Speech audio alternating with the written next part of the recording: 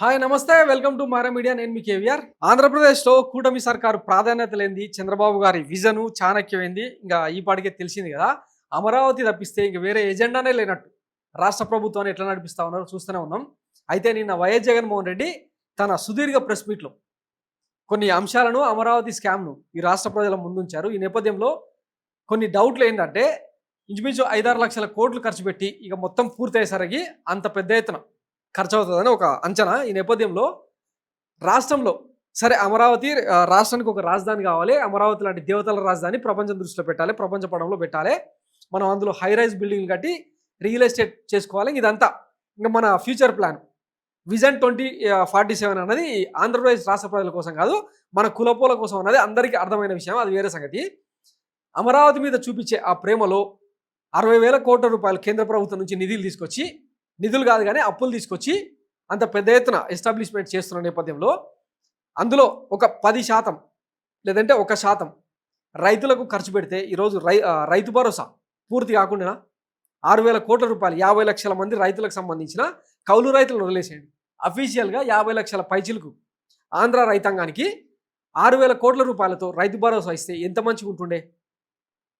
కానీ ఇంత చిత్తశుద్ధి, రైతుల మీద ఇంత ప్రేమ మనకుందా? బడ్జెట్లోనేమో 1,000 కోట్లు కేటాయించినట్టు ప్రకటిస్తాం కానీ అవి రైతు ఖాతాలోకి వచ్చేదాకా గ్యారంటీ ఉండదన్నమాట.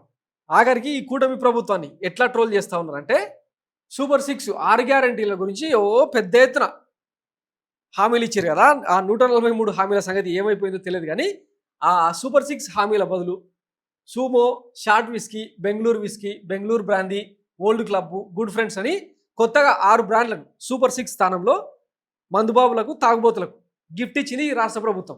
ఆడవాళ్ళ మహిళల తాలిబొట్లు తెంచేలాగా, కుటుంబాలు మొత్తం రోడ్డు మీదకి వచ్చి పడిపోయేలాగా, ఇట్లా డిస్టిలరీలకు, తర్వాత ప్రైవేట్ మద్యం ప్లేయర్లకు, వీళ్ళకందరికీ దోచిపెట్టడానికి, మన కులపోలకు సంపద సృష్టించేదానికి ఇట్లా 6 బ్రాండ్లను తెచ్చి పోశారు.